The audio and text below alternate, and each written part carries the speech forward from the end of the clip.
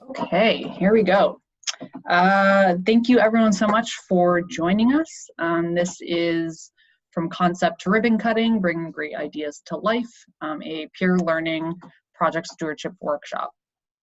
This workshop is put on by the Southern Vermont Economy Project, which is a program at BDCC, the Brattleboro Development Credit Corporation.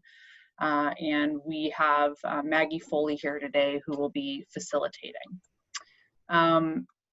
In case you are not aware, the Southern Vermont Economy Project is a program that provides webinars, small conferences, mini summits, technical assistance, and training to help advance local economic and community development projects. That's the webpage there, and feel free to check it out. You can see all of upcoming events and information on there. This project stewardship workshop is the first in a series of 4 for the project development series that we're putting on. So we sent out this postcard to, I think most towns got it, but all of this information is up again on that website. So project stewardship, that's the first one, which is happening right now. At the end of July, we're going to have financial management training for projects. And then we'll have a 2-day project management course that we are hiring UNH Extension to put on, and then we'll have a grant writing workshop probably in the winter. So sort of keep those on your radar. I'd be happy to send out all that information to all the attendees. And just so everyone knows, this is being recorded. So if you want to sort of refer back to it at a later date, you will be able to. I'm going to hand it over to Maggie. You're muted, Maggie. Things, huh? This is our agenda for today. I think we're going to try to wrap up by about 4:30 is our goal. We're going to start by doing some quick introductions. Then we have 5 presenters who are going to talk about their specific projects today. We'll take a quick 10-minute break, and then we'll do some discussion, peer learning discussion in small groups to close out the day. We'll come back from those groups and share our lessons learned a little bit. So I'll start by introducing myself. My name's Maggie Foley. I'm a consultant to nonprofit organizations. I do a lot of work in fundraising, board training, and board development, and strategic planning. I've work with all sorts of clients, but I focus on affordable housing, healthcare, and early education. So I'm going to go around and I'll say your name, and if you could just say your name, what organization you're representing today, and if you are here with a specific project in mind, you can just say the name of the project. You don't need to go into detail on the project. We'll have plenty of time to talk about them as the day goes on. So you already heard from Sarah from BDCC. Jen, do you want to say a quick hello? Yeah, hi, I'm Jen Stromson. I'm the Director of Programs at BDCC. Great. Excuse me, Maggie, would it be possible to, can we get back to gallery view just for the introductions? Yes, So Sarah. Oh, yep, I sure can do that. That would be a lot easier, Thank you. wouldn't it? Thanks, Steve. Okay, and Meg? So I'm with Wilmington Works, and we always have a bunch of projects, but specifically we're kind of doing a art project called the Beaver Street Art Project that's funded through an animating infrastructure grant, and it's been really interesting. So but we're about halfway through. So Thanks, Meg. Okay, Gail? I am Gail Nunziata from the Broadbrook Community Center in Guilford. Thank you. And Steve? I'm Steve Crofter from the Community Asylum Seekers Project. Excellent. Bob? I'm Bob Anderson from the Marlboro Committee for Universal Broadband. Excellent. Gary? Yep, Gary Fox, Bellas Falls Area Development Corporation with the Robertson Paper Company project. Great, thank you, Gary. Sue Bailey?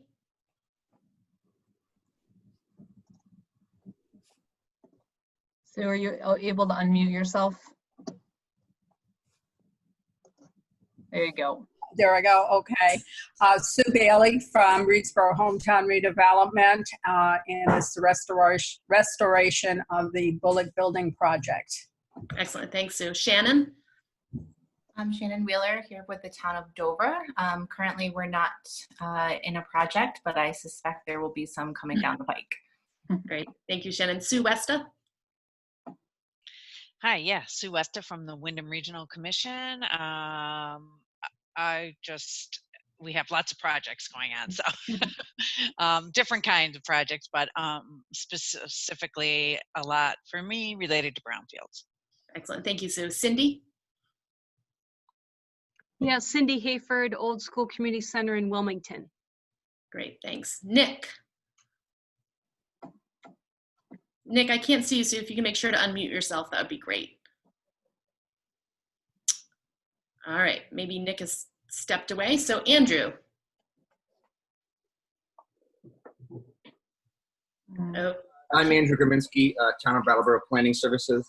Just here to listen, but I've been involved with the Brattleboro Skate Park project with helping with permitting. Awesome, thank you, Andrew. Lynn.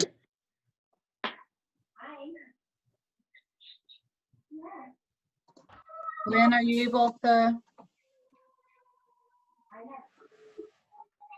Lynn, can you hear us?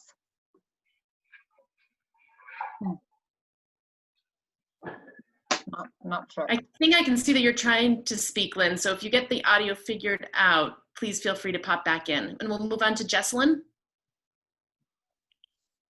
Hi, I'm just a part of a handful of advisory boards. So just here to listen and see how I can help the different groups of people. Great, thank you. So thank you to Sarah and Jen for asking me to facilitate today. I was excited to be facilitating this kickoff event to the project development series. And I started by kind of working through in my own head, differentiating between project stewardship and project management, and thinking about those both in terms of a role, what is a steward versus a manager, and kind of the concepts of both of those. And what I got to was thinking about stewardship as kind of a more holistic, longer term suite of activities that really kind of all goes back to a level of accountability to the organization, that you're going to be there as the steward from the very first inkling of figuring out what the need is or what the concept for your project might be, and you're going to be there long after. So it's really taking this connection of a project and connecting it to the longer term health and vision of the project organization. One of my recent projects, I actually served as a project manager. So I started to think with this lens of project steward versus project management and thinking about the differences. And when I look at stewardship, I think of it starting with the visioning of the project, the vetting, the engaging, and then ultimately defining the chosen project. Then you are still involved through the project, kind of your standard project management cycle of initiation, planning, execution, and closing. But the steward might be taking on a little bit of a different role through that project management. And then post-project, the project stewardship piece is really about reintegration and reintegrating the completed project back into the organization. I think about this a lot with projects that are capital campaigns, where there's a big fundraising push, there's a big construction project or whatever it might be for the capital campaign. But when the campaign is closed and the project management piece of that has closed, there's still a piece about stewardship that's about reconnecting, reintegrating, bringing the project into the organization. So the project I worked on recently was a planning project for the Winston Prouty Center for Child and Family Development. And it was a comprehensive planning project over 6 months that engaged more than 100 community members and about 25 people in an ongoing task force.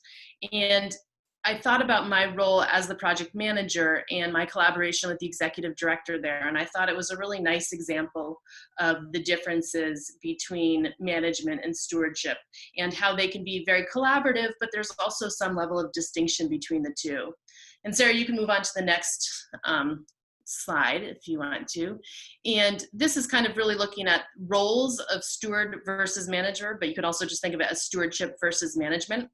So I worked closely with Chloe Leary, who really served as the project steward. She was looking at the vision and the long-term piece about Winston Prouty and what will it look like on this campus in 25 and 50 years.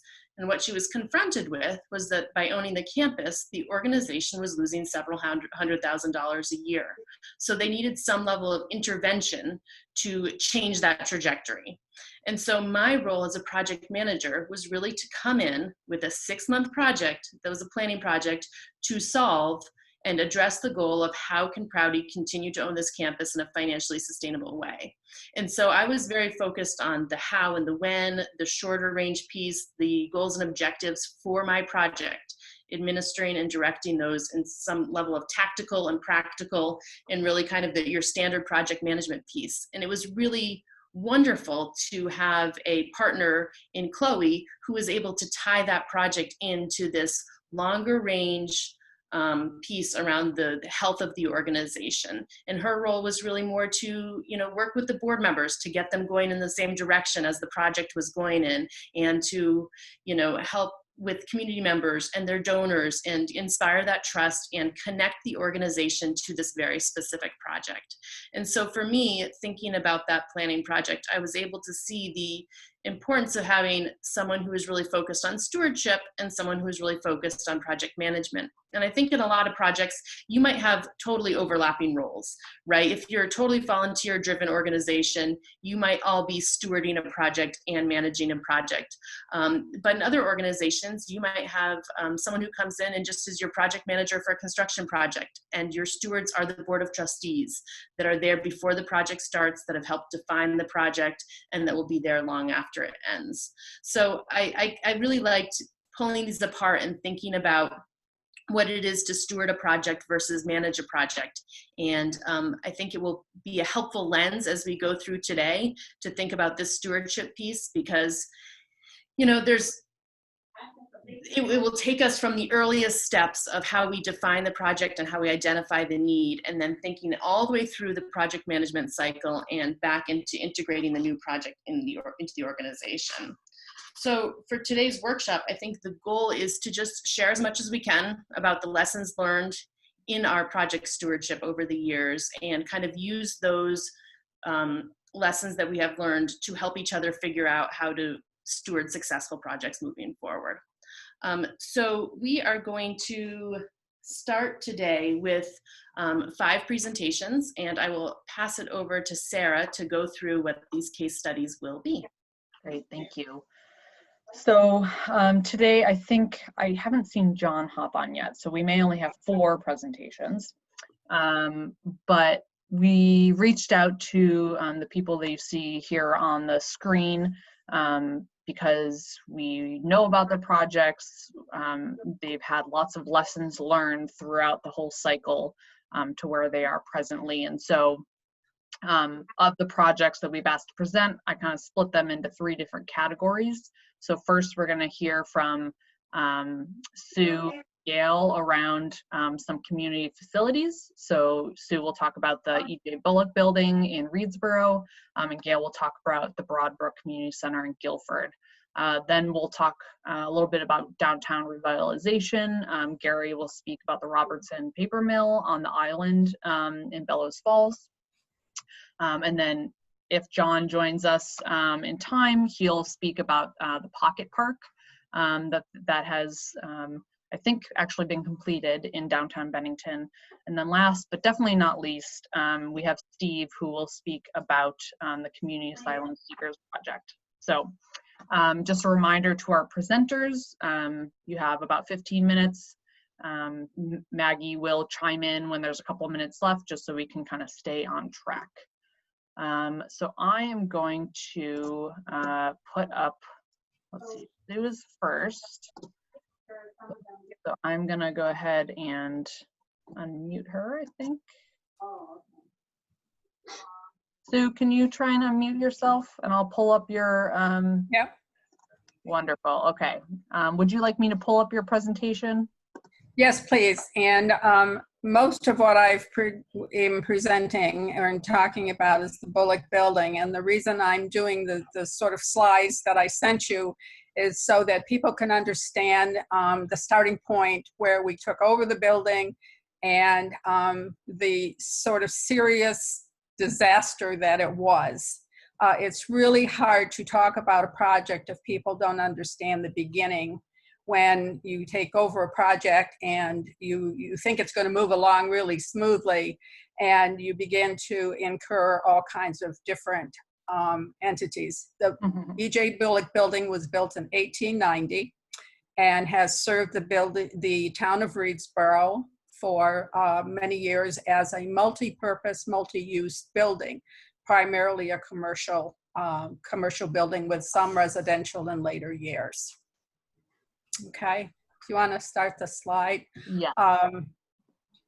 What we ended up acquiring was a building that had been without heat, water, had been primarily neglected for a number of years. It was usable and in service until around the early 60s. And from that point on, it sort of just went downhill. The building is located, and this is the building in 1891.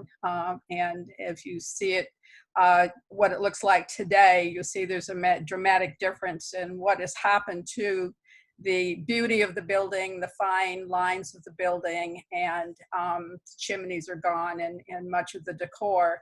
And the building was just in terrible disrepair when we acquired it in 2009. And just a comment on this is this building, this group from Reedsboro hometown are people just from the community who started out planting flowers and wanting to do something to spiff up their main street. And talking with people from Preservation Trust and Windham Regional and other sources, they felt this was a building that was worth restoring and revitalizing as part of our designated village center. You can see that the building was really very dilapidated when we acquired it. Many of the windows were out. There's a great deal of rot in the building. We went through a primary series of engineering studies, brownfield studies, and received some grants along the way to do some of that. And then finally in 2009, we purchased the building. And from that point on, we had also acquired two major village revitalization contracts to begin work on the building. So we thought really that this was going to be a very easy project. We got this money up front. This was going to be really easy. Well, it doesn't take long to spend that kind of money when you've got a building that's 12,000 square feet and 4 stories. So this is some of the work going on in the building. We had to do some major renovation, major work. And some of it was done by staff, some of it was done by major contracts that we brought in. We were very excited at acquiring the building and wanting to bring this back to the beauty that it was for the sake of our community. We have a very small main street, so this building consumes a huge part of it. And so, again, I just wanted to show some of what we acquired along the way. And we really have to be honest, we really didn't know what we were doing.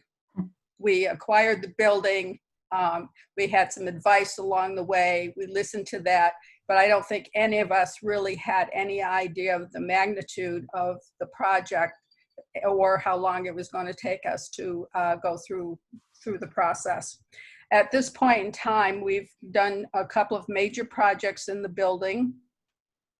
This past year, we put in a complete new basement, concreted that in, and that's probably going to be ready for us to begin looking at, can we maybe bring in some small businesses that can function in that environment. It's complete. We have heat in the building, in the basement, and on the first floor. But again, this was just to give you an idea of the magnitude of what we had taken on without really realizing what it was going to be. We've painted the front of the building and it looks pretty decent, but it's a long way from the original architecture. Again, this small group that we started with were people who had no experience at fundraising, no experience at managing projects, and perhaps not a real vision of what we were to do with the project. So we kind of stumbled along and just doing things, window repair, this or that. We did get some additional funding, but they were small grants. We did fundraising events. to raise money, and some of these pictures will show you some of what we did. It was enough to sort of do small mini projects. It was enough to keep the building open and operating, but we could only do that in the summer months. But we did get a lot of support from our community, and the more we did around the buildings, the more support we acquired from the local community, which became very important to us from the beginning and straight on.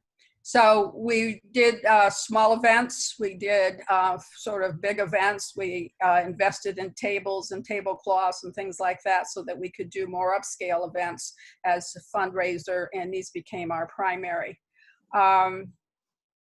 You can see from the size of the building that nothing is small here, so it is quite a major project. Let me see.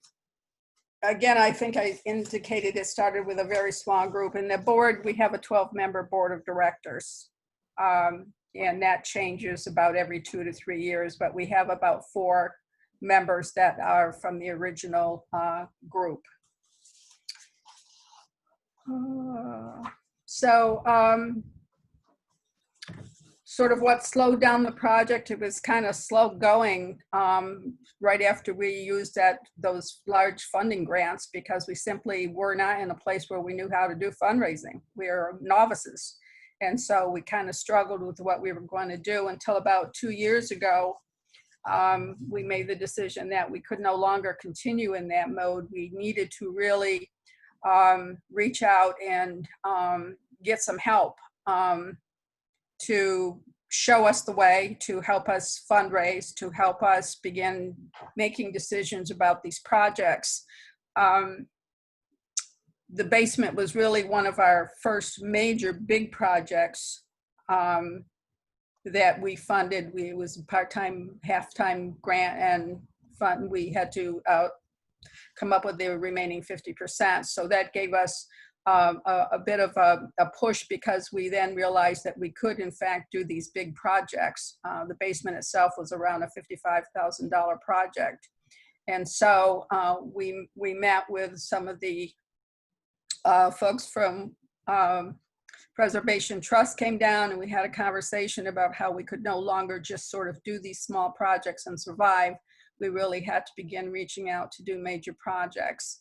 And from that, we became aware of other processes that we sort of knew about but hadn't pursued because we didn't think that it applied to us, and discovered that, yeah, this is really the direction we need to be going in. So I think we finally have gotten to a place where we can begin envisioning the bigger projects that we need to do, and then getting the kind of help and technical support we need to make that happen, such as the upcoming roof grant for the building that we recently received last fall. That's going to make a major difference in terms of the building itself.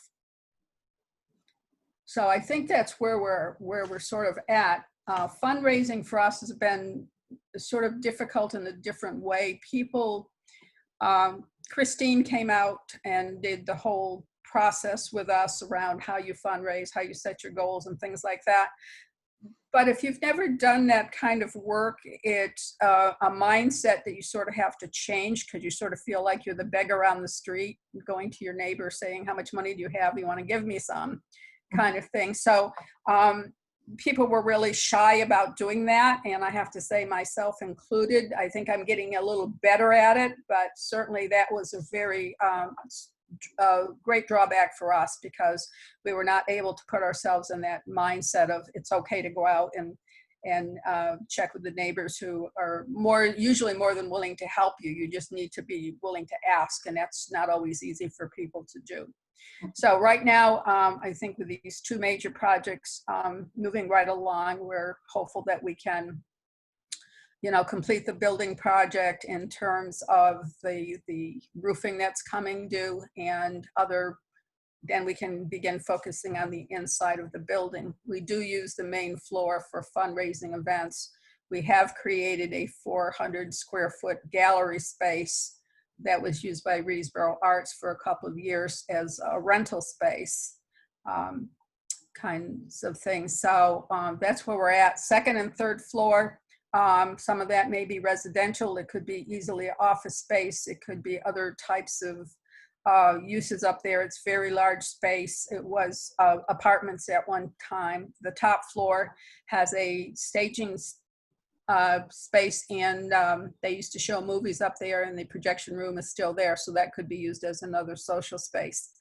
Primarily the large first floor we've retained as, we have a small kitchen there, the new restrooms are there, the ADA entrance to the building is there, and so we use that as our big events and fundraising primarily for that purpose. And I think that's my story, except that, you know, we've always, when we've been reasonable and reached out to people, we've gotten a lot of help and a lot of support. It's just realizing that it's okay to do that and it's what's necessary to do that. And I think also we've begun that idea of you have to envision it completed and then you have to make it happen. And that's my story. Thank you, Sue. I love that you provided the photos. Thank you for taking the time to do that, because I don't think I would have understood quite the scope of that project without those photos, but looking at those, that is an impressive undertaking. The condition of that building looks like it was pretty rough to start, and so that is an impressive project. Sue will be in the breakout group for community facilities, correct? Correct. At the end. So she'll be able to answer more questions and go into a little bit more detail about the challenges they faced in that group when we break out in a little while. From Sue, I think we're going to move on to Gail from Broadbrook Community Center, and so she can tell us about their project. Okay, I'm going to attempt the screen share business, which I practiced 22 times today, and there it is. Hold on.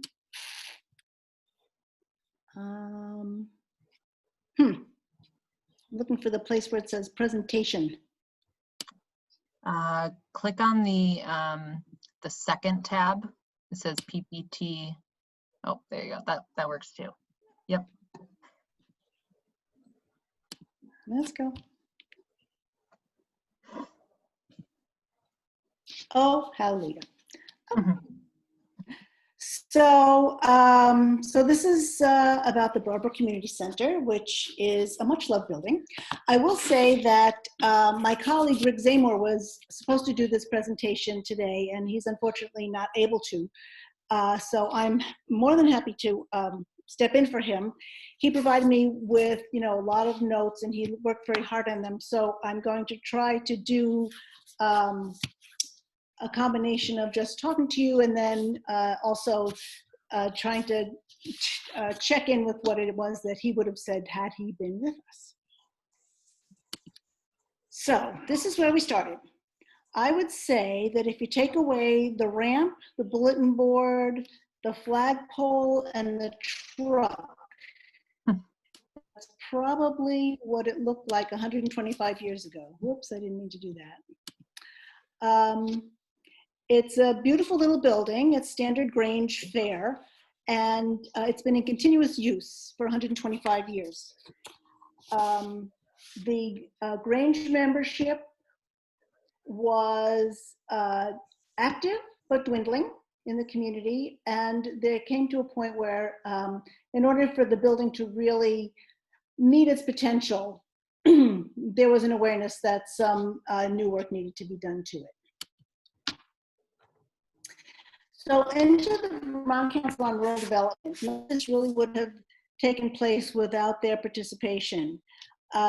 Sarah Coffey, who is the president of the board of Broadbrook Community Center, even before it was a board, invited the VCRD to come down to Guilford to help us envision our town. This is what they do, their community visit process. And out of that process, the community came up with 30 things that would be great to do in town, and they voted, and 3 came to the top, and the Broadbrook Community Center project came to the tippy top.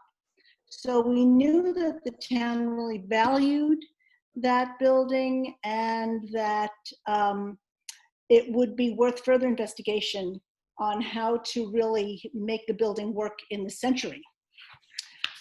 Let's see. there's anything else that you wanted to say.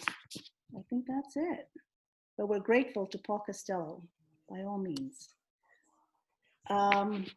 So here we have our structure. We formed a 501c3. We formed a board, and we came up with a mission. And our mission it took a while to craft. We were very thoughtful about it, and the words were chosen carefully because we wanted to be inclusive to those who had come before. As a beloved Grange building, we didn't want the community to think that it was going to become some shishi elitist thing that was not for them anymore. The whole mission is to make it completely for the community and to honor that and to preserve it and to steward it. That was one of our big words, Maggie. We're stewarding this building for generations to come.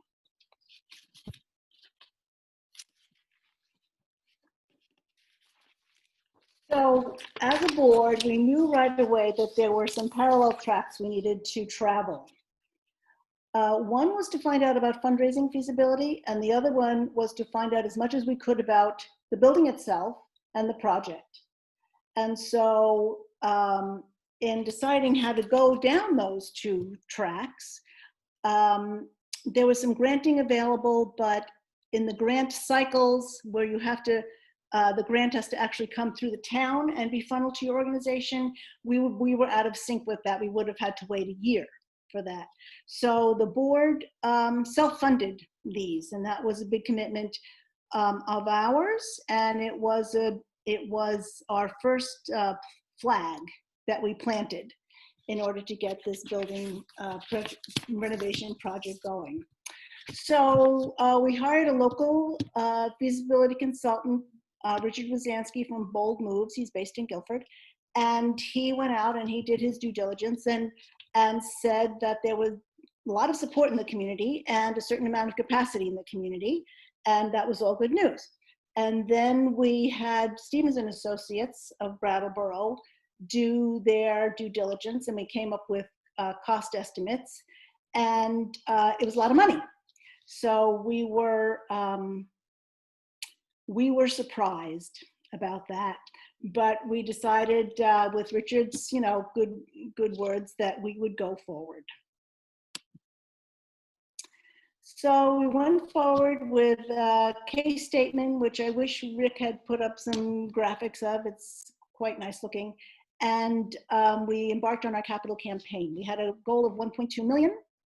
And that seemed like a big stretch for our community, but there were enough people on our board who knew how to go about taking those steps. I mean, Sue talked about Christine Grand coming, and she lays it out, and that's what funders do. I'm sure Maggie lays it out.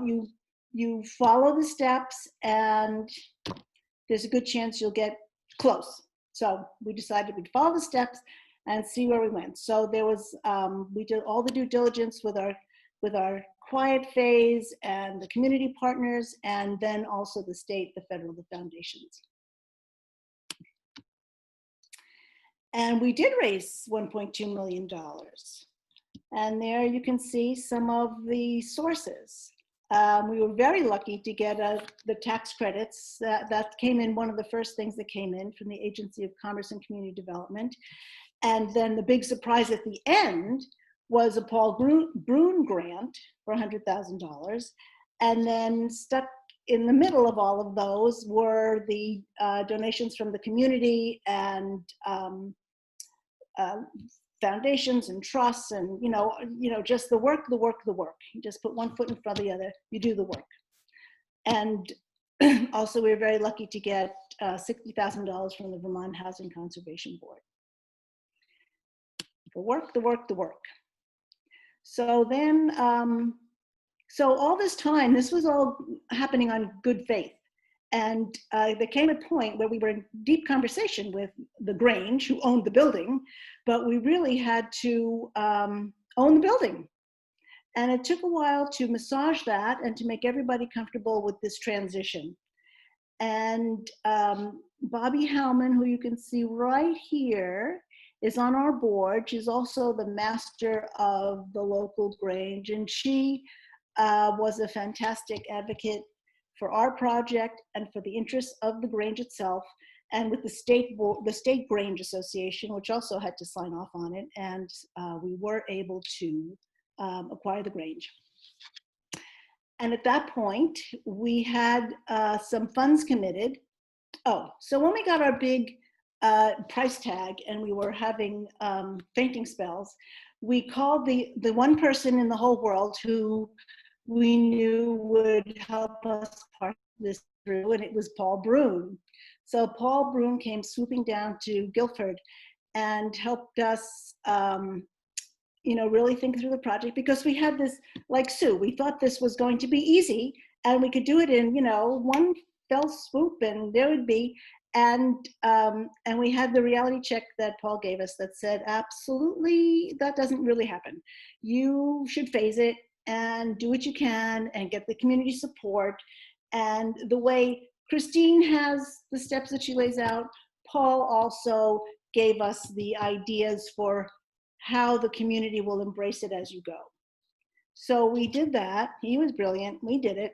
And these elements that we were able to complete in phase one really gave us the opportunity to forge relationships with some of the regulatory agencies, like our dear friends at the Department of Fire Safety, and putting in a fire escape, putting in a fire alarm. That gave us some breathing room so we didn't have to do the sprinkler system right away, because we knew that would come down the pike, but they worked with us and we forged really good relationships, and they felt our commitment, and they knew that in the end, we would be doing all the right things. So let me go. So this is the building after the end of phase one. We have some beautiful new doors, and we have this new ramp. And it looks like it's painted, but it's not. I don't know. It was a magical day that day. We have here what we call our brookometer. And instead of just putting a thermometer in front of the building, we have this brook because the broad brook is behind the building. So we have our brookometer. And it really is a precious building. And after phase one, everybody was happy to see that we had made these improvements, and they knew that we would continue on, and that we garnered a lot of support.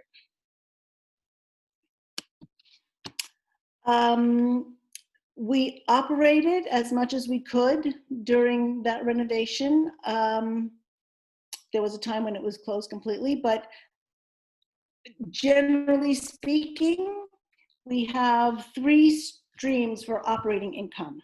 We have these partners, and the partners that you can see there on the screen pay us money to use the building in subscribed ways, but they don't have to pay every 2 minutes that they want to rent the building. We have agreements with them, and this helps them, and it helps us with some sustaining income every year.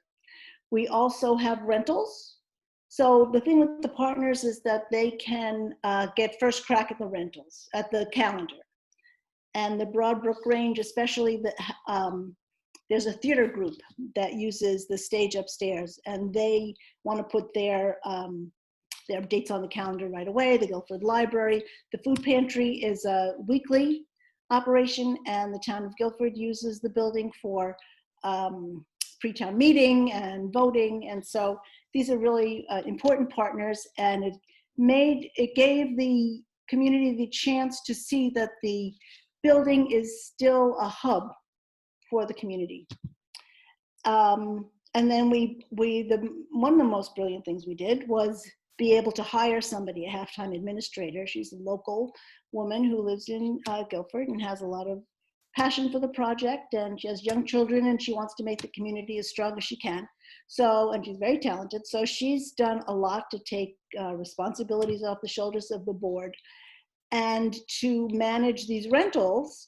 And so with this on-site management of the rentals, it's really helped us increase that as an income stream. So we have phase two construction that is scheduled for 2020. And you'll see this 1.2 million at the bottom, and that's a familiar number, right? Except that's the number for phase 2, and we were hoping it was the number for the whole project. So that was an unwelcome surprise. We're working through the budget gap that we have right now. Another problem with, and you can see that the building needed everything. So everything. It was a shell. It's amazing that, you know, it was able to operate for so long the way it was. One of our biggest surprises was also Act 250. We heard about Act 250. We knew there was an Act 250. We knew it would be onerous. We had no idea.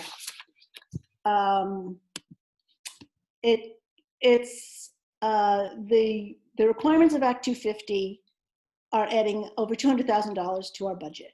Even those, that, you know, aside from anything else that we might have underestimated, or the fact that we are also doing a full basement rather than continuing with the crawl space, you know, there are things that as you go along and learn more, you want to do, so they'll cost more, but also obtaining the permits and working through how much those elements cost, those permitted elements cost, is giving us a stomachache.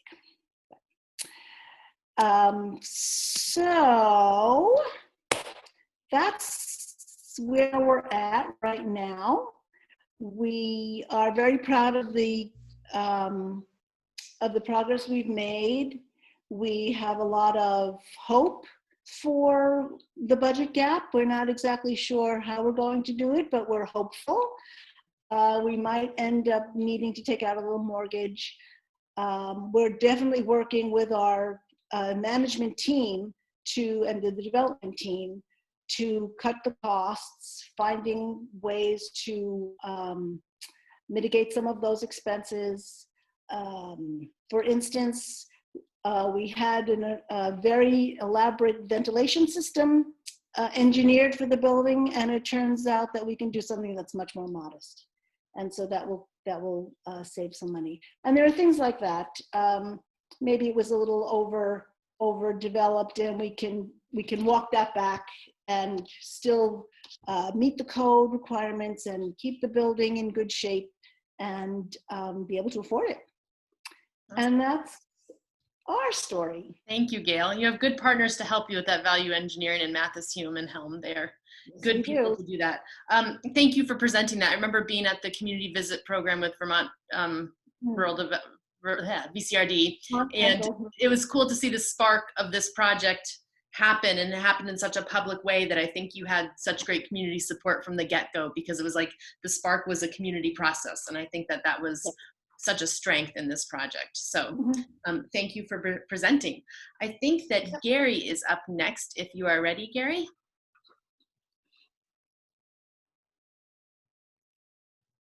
If you want to unmute yourself. Okay, sharing the screen, let's see. Gary, are you good sharing, or do you want me to put up the PowerPoint? Yeah, actually, well, let me put it up. Okay.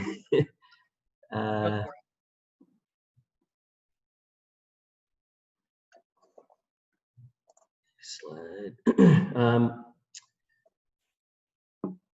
I guess the one question I have, so can you see my screen? Not yet. Sometimes No, okay. It takes a minute. Let's see what I didn't do. Share.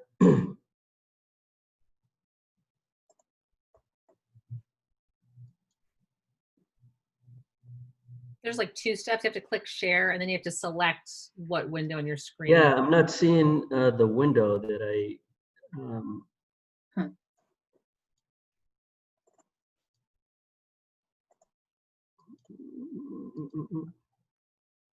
There we go. Okay. Is that working? Perfect.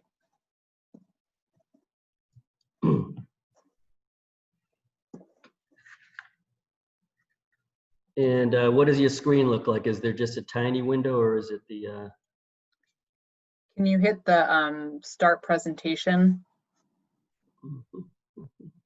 or slideshow, whatever term they use? Okay.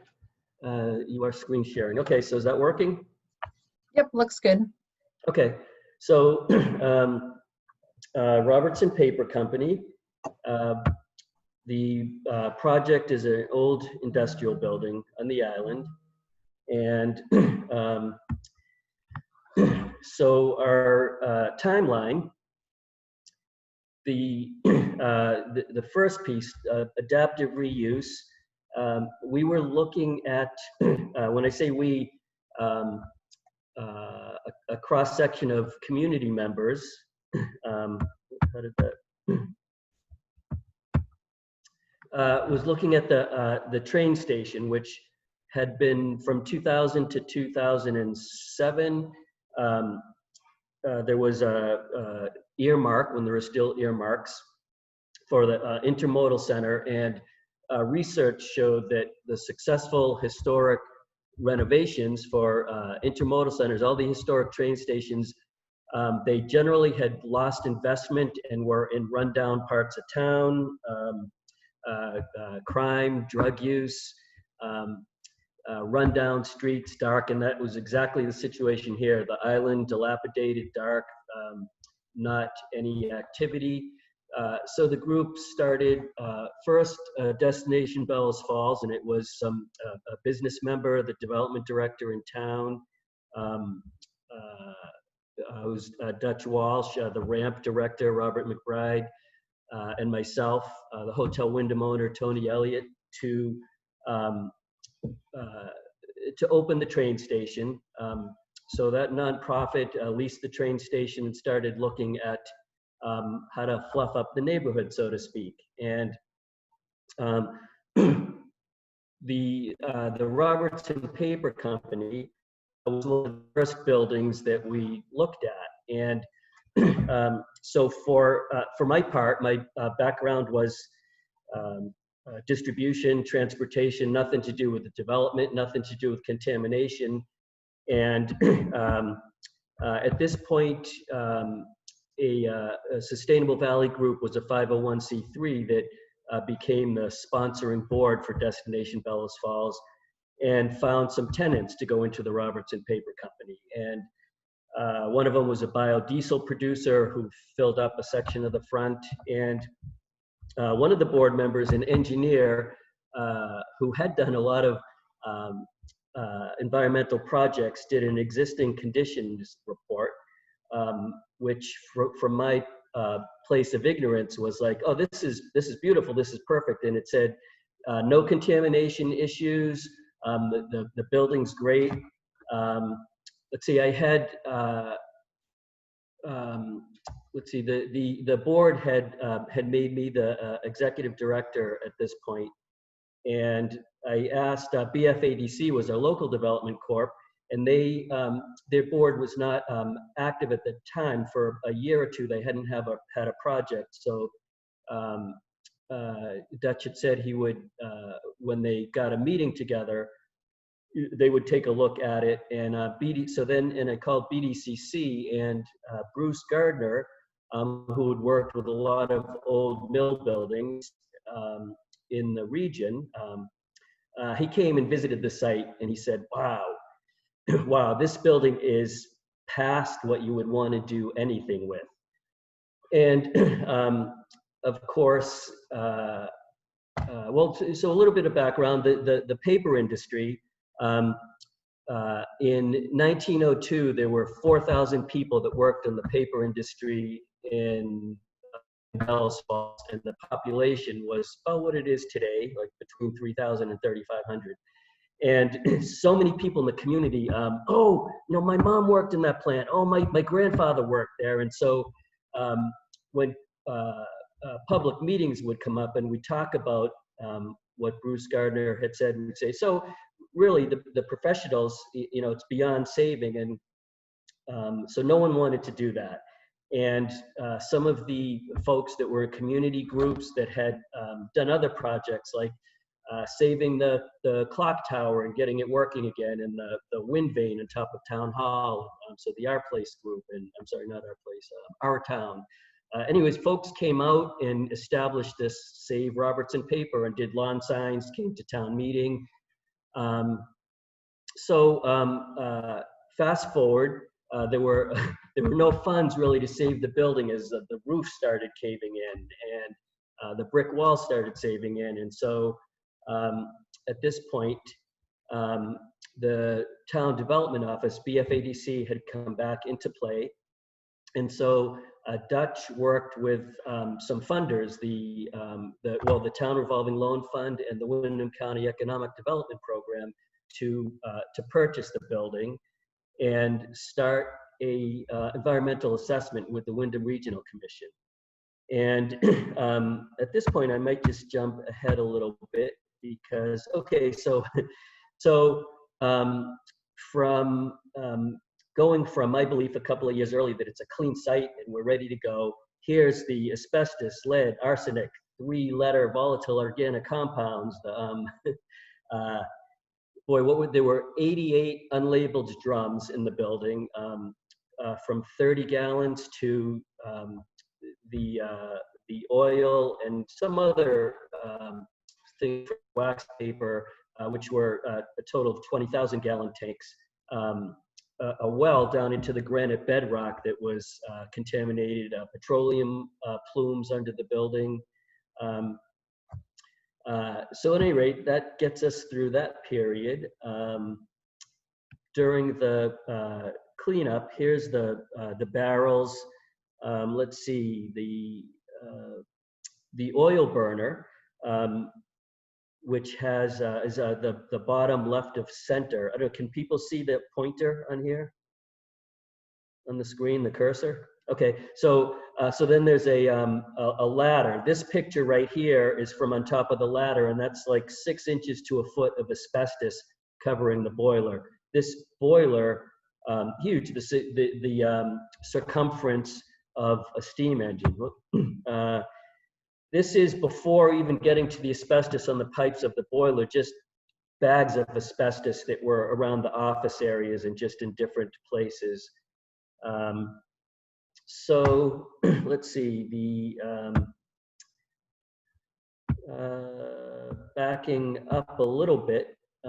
So basically from, I'll fast forward to the project had stalled for a couple of years, which I guess will be in part 2 of this event. But so a few years later, as I'm hired for the town development job, which includes time donated to Bellows Falls Area Development Corporation for this. There's still all of the community input to save the building. So first thing was creating a little slide here of why it made sense to demolish the building, just demonstrating the contamination. Looking at the building, you can see sky through, this is from the inside where you see sky in the corner. Just really not possible to save at this point. And so, sorry, I'm skipping around. I didn't follow the, okay, so here's a good picture on the right of the funding situation. The assessment grants, working with the Vermont Department of Environmental Conservation and then the Windham Regional Commission's assessment funds. There's $100,000 of the initial assessments that discovered some of the things that we were just talking about. And so that is the work that Dutch had done to discover the environmental contamination in the first place when they were still looking at how do we rehab the building. Because just the structural stuff, there were some internal pieces that still had some good bones, but and people weren't convinced by just structural issues that it needed to be demolished. And then the EPA committed $130,000 to some technical assistance in. So how do we clean this up? So we discovered all this contamination, and I think at this point, communities, nonprofits can apply directly to the EPA for a cleanup grant. But what really, let's see if I could just find for a second the,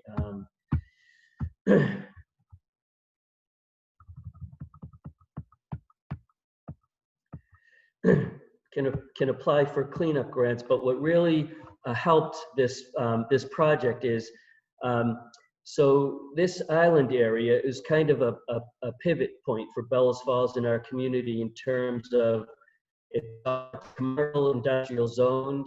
A lot of the tax base that had been lost was from the buildings on these islands going out of use. So we talked a little bit at the beginning about adaptive reuse and what we tried to do with the building. It was clear that that couldn't work. So this property, it's right in the center of the building, I'm sorry, of the island. There's the railroad here and the passenger station. Pretty much over 2 decades, the downtown had been fixed up with designated downtown community development work. And right up to this point where the railroad tracks are with this new Waypoint building was beautiful. And then this area was all still crumbling infrastructure, falling down mill buildings. So demonstrating the need to the state and federal agencies was something that the town and Dutch did a really good job of, and the state had started this BERA program, Brownfields, Environmental Revitalization Alliance.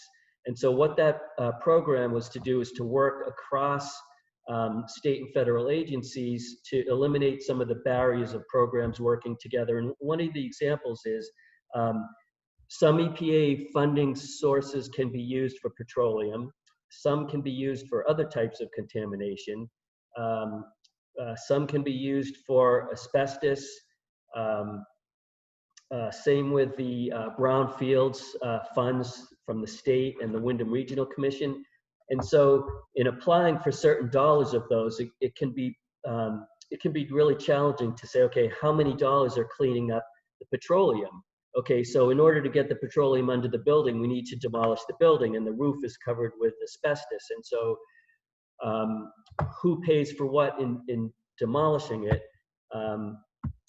is a challenge that the BERA program cuts through, because all of these funders are at the table. There's quarterly meetings, and we talk about, okay, here's how much money each agency was willing to put in from each funding source. How can we use these sources so that the whole job gets done and we still don't end up with a problem? And the funding sources at this point had come up to maybe $1.1 million, and the project costs were something like $1.4 million. So it already wasn't going to work. And of course, no one wanted to spend the funds that they had committed to the project without seeing a project that could be finished. So the BERA program was really helpful to moving that forward. Gary, I'm going to interrupt you there and see if we can wrap up this initial presentation in the next few minutes. I have so many questions. I'm excited I'm going to be in your group in the second half, so I get to ask them. But if you can, yeah, so I'll jump ahead to end use. Right? Oh no, play. So I talked about who the players were in the beginning. The players are still Bellows Falls Area Development Corporation, the town, so in the timeline, I guess the only thing we left out really was end use. And I guess project schedule and budget, important to have tools so you don't miss pieces. So end use, we have a clean field that has pollution cap. So in the development, need to work with environmental engineer to identify breaking the cap for footings and site work, and then sealing it and still having a meeting the conditions of the corrective action plan and the inclusion paperwork for the brownfield that says you're clean to go. The island, where we're looking at it later, because there are so there's still the issues of dead bridges, crumbling streets, a building across the road that still needs the same treatment as just happened at Robertson.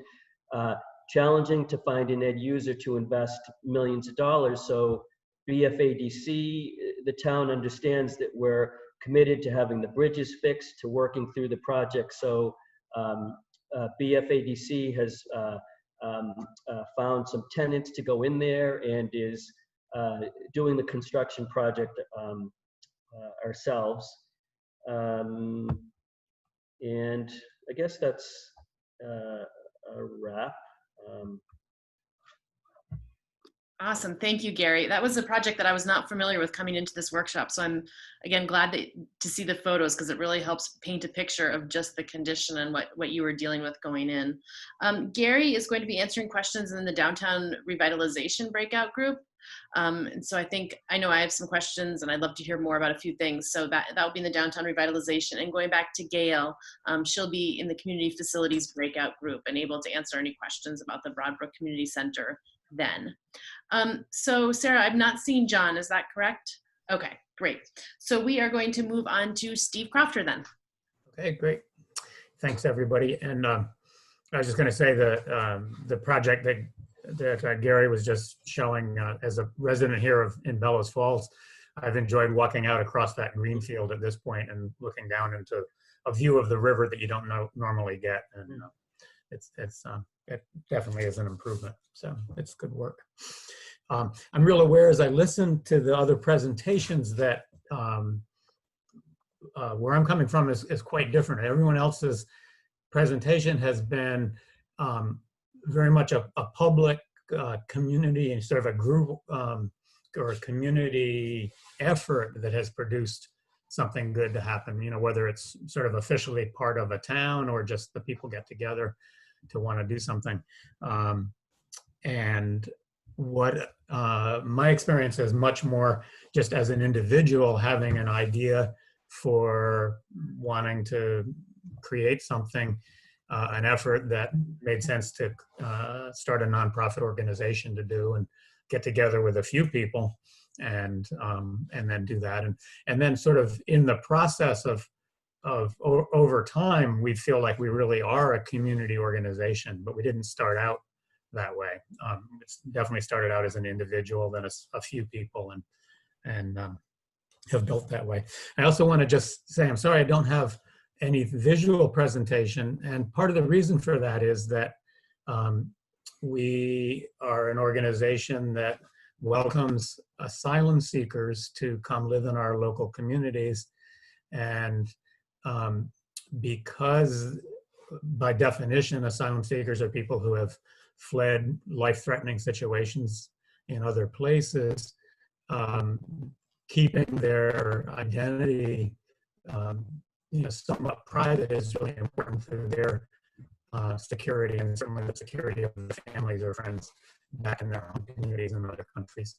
And especially these days where everything's on the internet, you know, for us to show photos here and then this meeting gets recorded and whatever, it's possible that that could be a dangerous situation for someone. So, so we don't have photos.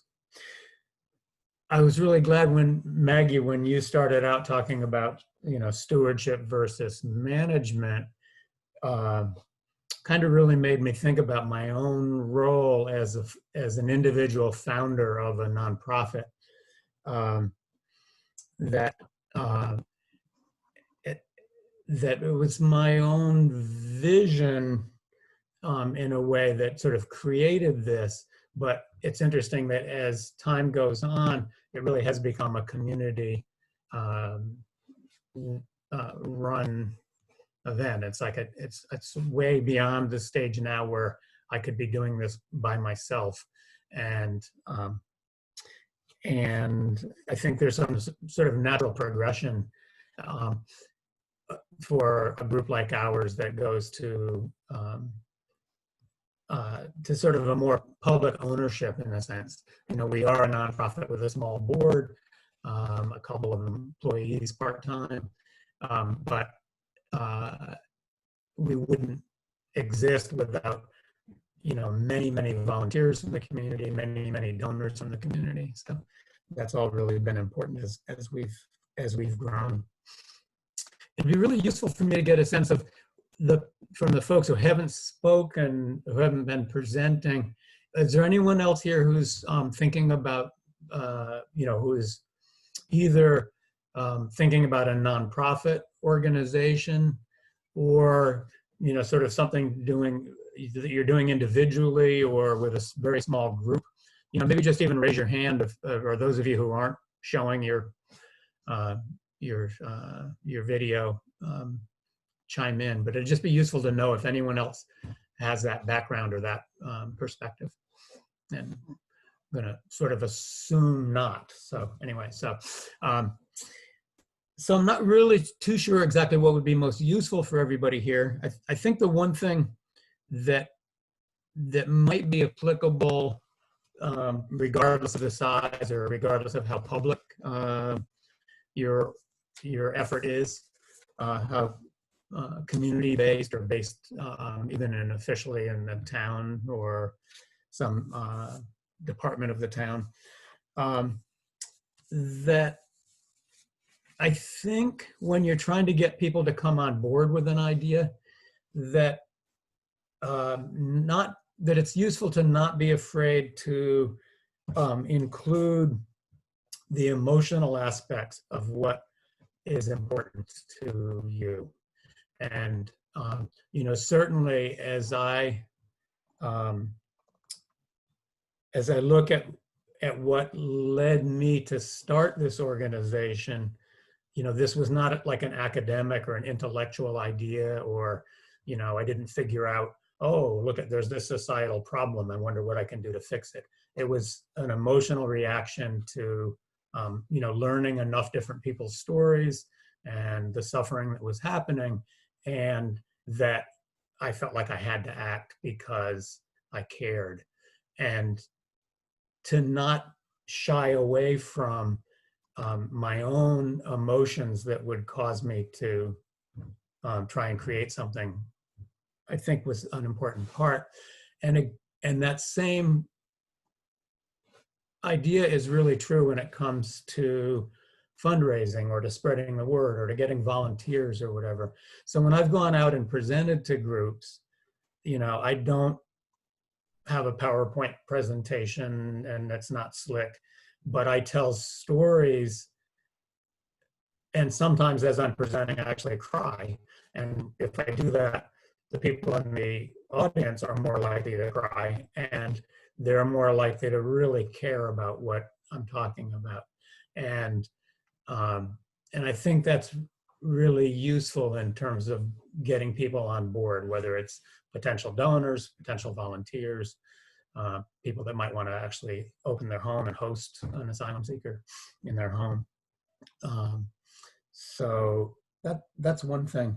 And I think that also helps inspire trust. I know that was one thing you referred to, Maggie, as part of stewardship. And that, again, this is not, you know, we can't sort of scientifically prove this is a good idea. It's not about that. It's about this feels important to us because we care.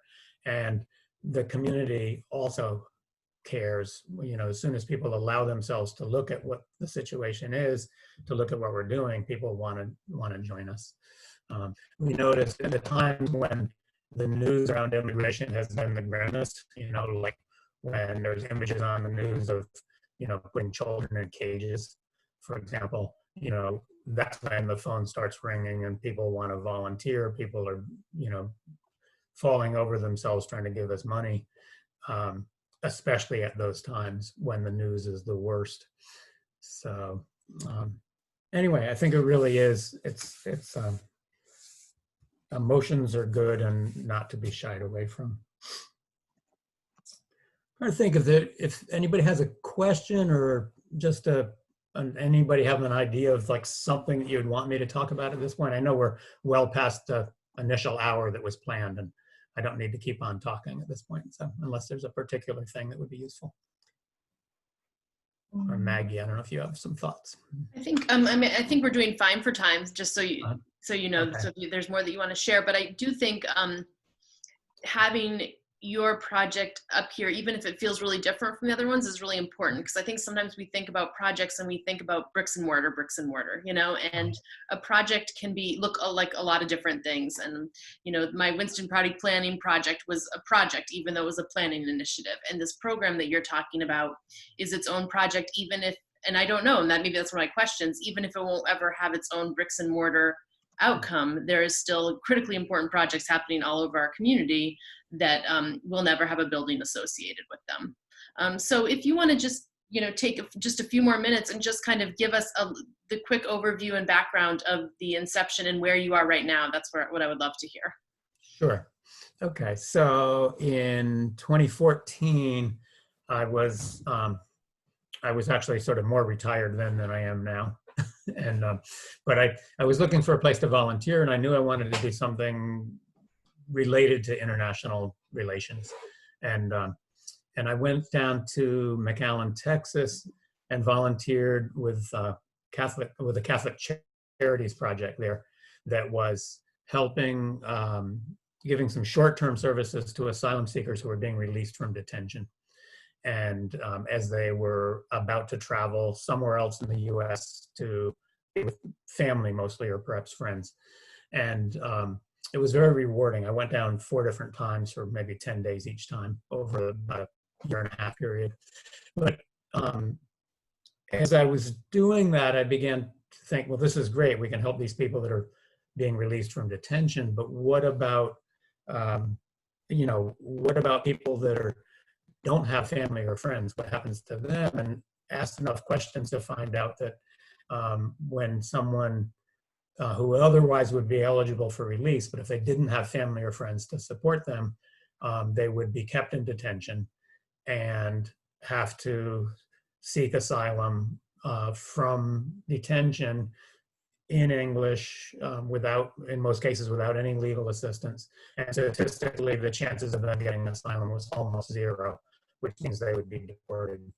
And met enough people, talked with enough asylum seekers coming through this project who would tell me things like, yeah, there was a neighbor who left our village in Central America and a few months before I did, and went to the US, and he was deported back to our village and was killed within a couple of days of returning by the same people he had fled in the first place. And so it really became clear that deportation is literally a death sentence in many cases.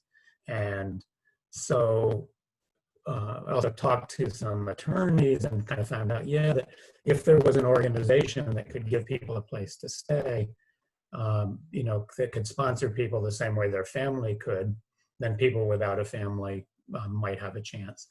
And, you know, realized, well, certainly there's, you know, thousands and thousands of people in that situation, but maybe we can help a few of them.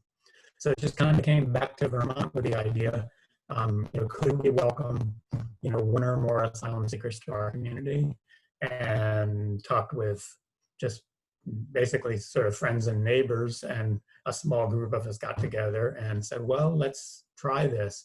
And we didn't really know much about what we were doing, but we decided, well, let's form a nonprofit organization, which is surprisingly easy to do. Not difficult, not expensive.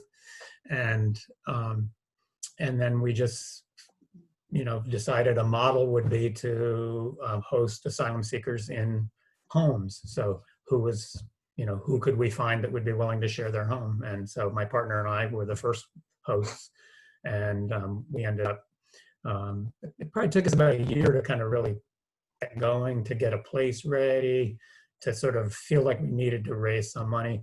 I remember the initial founding board had all these, you know, would sit around wondering, well, how much would it cost to host a family for a year? And, you know, somebody like did some checking with statistically what's a family in Vermont an average family in Vermont spend per year. And it's like, I don't know, $40,000 or something. And I thought, well, that's ridiculous. It's like, you know, we live on 20,000 a year and feel like we're living luxuriously, you know? So anyway, it was just, you know, lots and lots of questions, but finally we just said, well, let's just get going and sort of see what is there.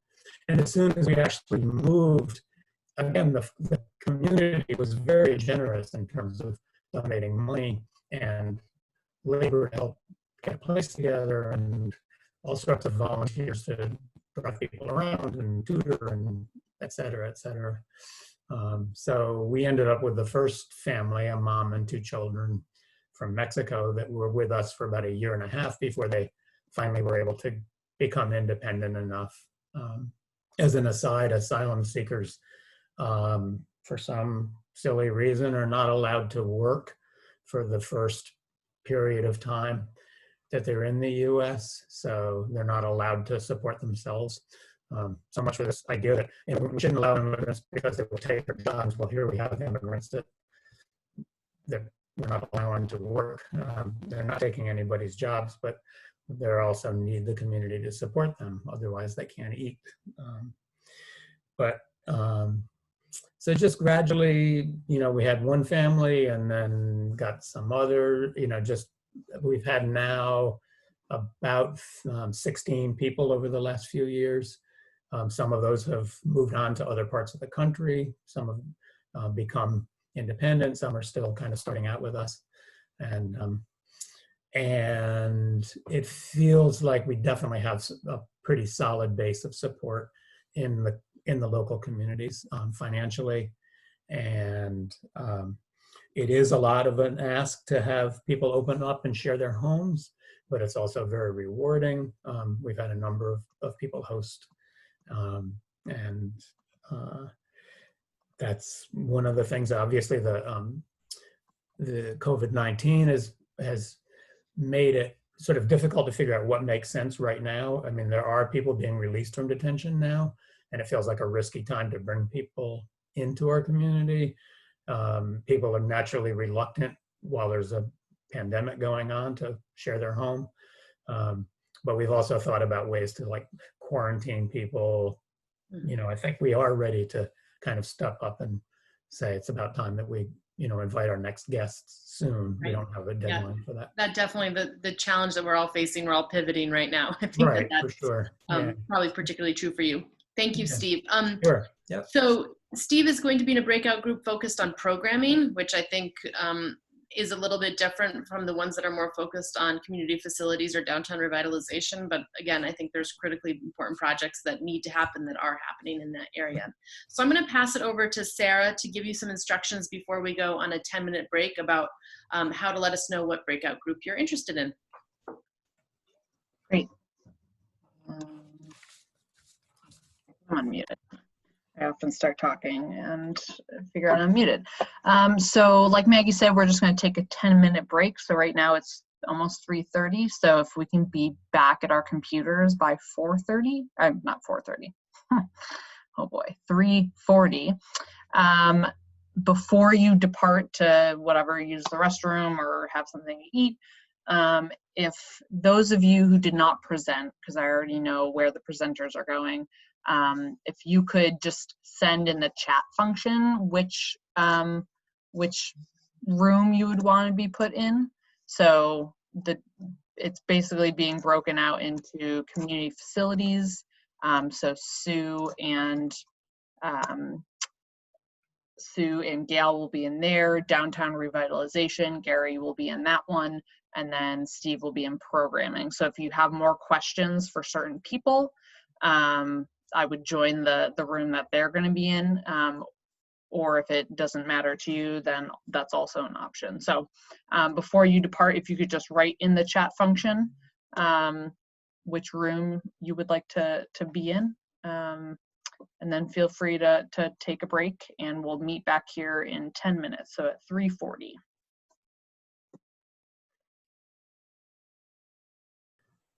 So it looks like some people had to jump off, unfortunately, but I still think that we're going to have some productive conversation here. And instead of splitting up into groups, we're all just going to hang out here, and that kind of makes it easier anyways. So Maggie, why don't you take it away? Sure. So I think we'll just all stay in one group, and I know that I really enjoyed listening to the presentations and have some specific questions. So I thought we could open it up for just a little bit more of an informal conversation at this point, and I think we can ask each other questions. If you want to relax with the mute button, if you're talking back and forth with someone, you're welcome to do that at this point because we're a small enough group.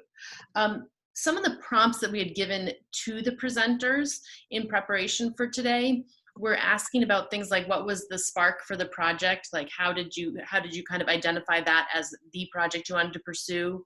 We're interested in what helped the project develop momentum, what slowed it down, and then of course, the magic, what you wish you had known when you started and you want everyone else to know before they start question. So I will, with those prompts, I would love to open it up and see if anyone has a question for one of the presenters to start, and then we can just go from there, and I will just watch the time and give us some more prompts and things to discuss if we need it. Does anyone have a question? And you're welcome to use the, just physically raise your hand or jump in whenever you need to. And presenters can ask other presenters questions too. Yeah. So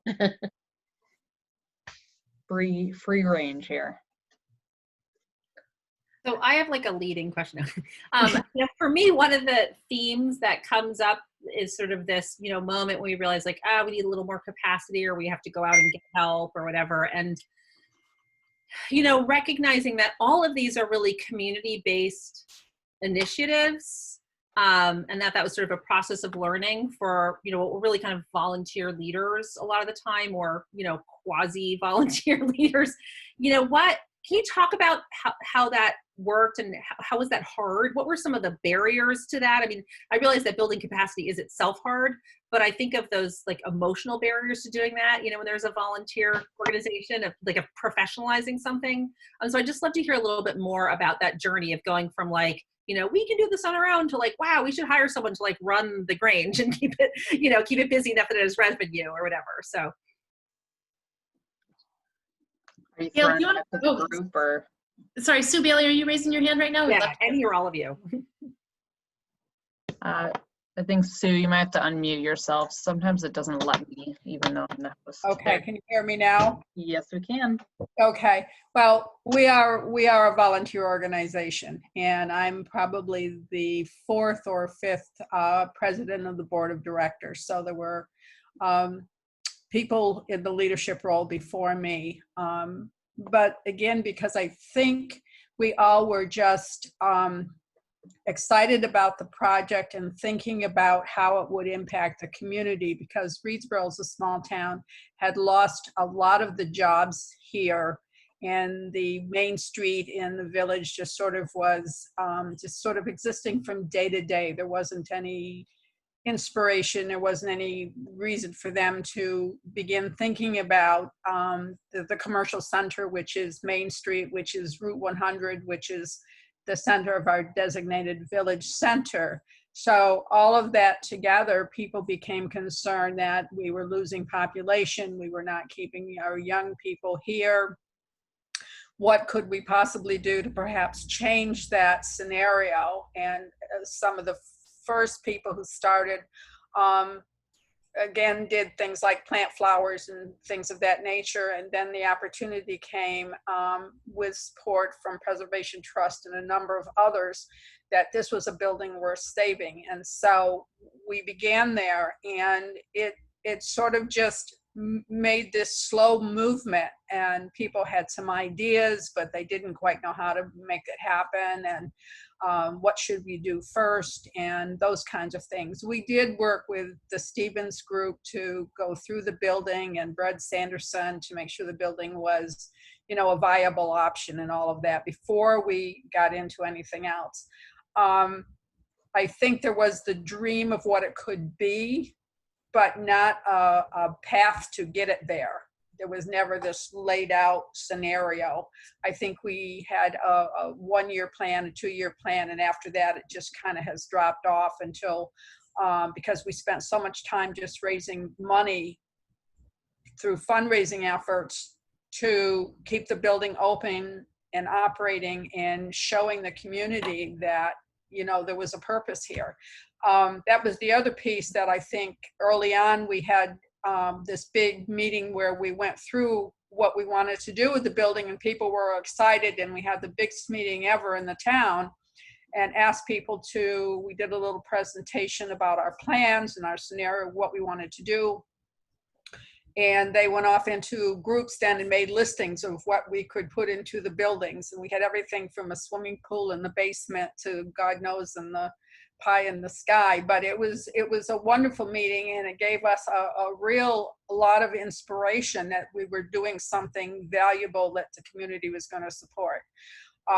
We do not pay taxes on the building because the town opted to waive any taxes on that. So we saw that also as an additional piece of support. But I think also was the idea that this was going to happen quickly. And so when we painted the front of the building, I got calls at my office. Oh, they're painting the front of the building, you know, and so, but it's taken us 5 to 6 years to get where we are, almost 10 years actually from the time we acquired the building. And I finally feel like we're beginning to move in the right direction, sort of planning ahead of time, as opposed to just trying to get through this year and into next year and make sure we don't end up in the red kinds of scenarios. So any suggestions there onto how we can improve that future movement would be a really good way that I would like to hear how other folks have maybe done it, or how we would approach that in a different way. Awesome. Thank you, Sue. Just to go back to Jen's question, to get a little bit of a lay of the land, who is with a 100% volunteer organization? Anybody have no paid staff or no tie to paid staff, like through the town or anything else? We're all volunteer. All volunteer, Sue? And then who is you representing, like a town organization, town governmental organization? No governmental organization. Okay. No, and then Gary. And then Steve and Gail, are you both have some level of paid staff at this point? You're not 100% volunteer? Correct. Correct. Okay. And Gretchen and Meg, are you both, you're tied to nonprofits that have private partnership, or just purely nonprofit? So I am the, go ahead, Gail. Go ahead, Meg. Okay, I'm saying I am the program coordinator for our downtown organization, which is a 501c3, but I work a lot with Gretchen and other people in the town. We receive some of our funding from the town. Okay. And Gretchen? And I am the economic development consultant for the town of Wilmington. And I specifically am here. Cindy had to jump off, Cindy Hayford. She's the, what does she position she holds with the Old School Enrichment Center, which is our community center that has been working on this for, let's see, 9 years. And kind of like even before that. And it's taking the old high school in Wilmington and revamping it into a community center. They have been strictly doing all volunteer. And I think the near future is that it really does have to develop into we need a paid programmer. I think to move that project forward and to get some ground for some significant funding. They've been doing great, like taking projects one piece at a time, one room at a time, and getting donations and we've been successful at getting some grants. So it's just like we're trying to figure out what's our next step. And I keep saying I'm not on the board. I just help them. So thank you. I think going back to Sue's question, and Sue, tell me if I'm kind of asking this in the right way, but it seems like we all have varying degrees of kind of capacity in terms of what we have for volunteers or staff or structures behind us. And what I heard from your question is like, how do we get the momentum and have this move faster? Is that kind of accurate? Yeah. So does anyone have a moment or a thought of when things started to kind of take off? And Jen, you can jump in here for a second. Right. And I mean, that's, for me, it's like, the staff person is never someone who replaces what the volunteers are doing. Like they're like a leverage point, and I think that's really important because, I don't think these are all successful projects. I think a lot of projects that we can invite in that didn't succeed, it's like they may have grown capacity in the wrong way. So, it's a tricky balance.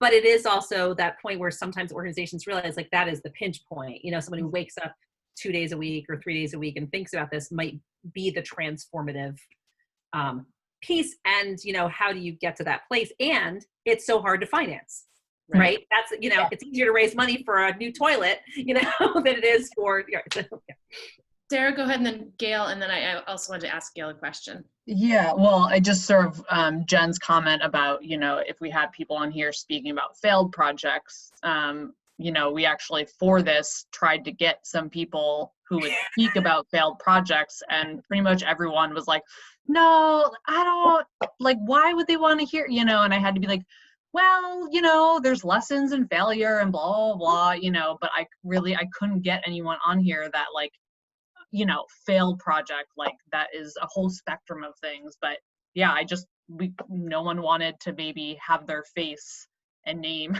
I guess. I can facilitate a failed project one. I'm not shy. I'll let you know where things are. We both do a lot of projects, some of them fail. So Gail, I think you had noted that it was a real decision point for the community center to hire someone. I think you kind of said it was a really positive decision. So can you talk about how you knew to make that decision? And then going to Sue's question, has that changed the momentum of the building project in any way, or how have those kind of dovetailed together? Well,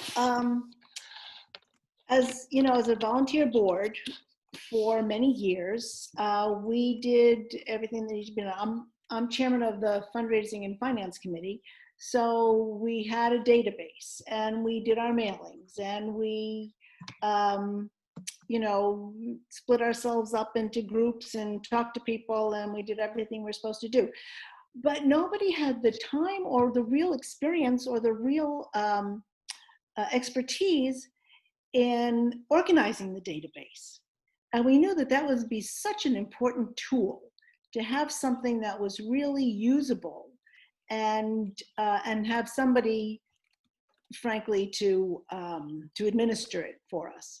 So that was a big thing, just having somebody take care of our database. And then there was a committee that took care of the rentals of the building. Well, so that means you have to talk, all the prospective tenants come to you, and you have to go back and forth and back and forth and back and forth and back and forth.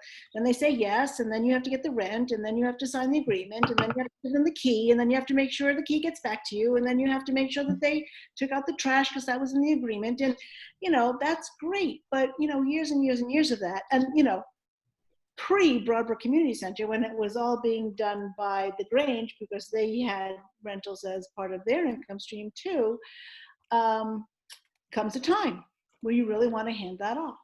So there were certain things like that we as a volunteer board were recognizing they were sort of holding us back. Their energy could only go so far, and we needed to be freed up. So we thought that looked like a person. And so fortunately, there was somebody who stepped forward and said that they would fund it at a certain amount for a number of years. And that enabled us to take the first step, because we felt that if there was somebody actually not only backstopping the work, but going out and getting rentals or being more available and having the word spread and promoting it and, all the things that, she would more than be worth her weight in, popcorn, whatever. So we made the decision. We had the funding, and we certainly had the need. So we hired this. We had a process. We advertised it and had a whole day of interviews, and we hired this really wonderful person.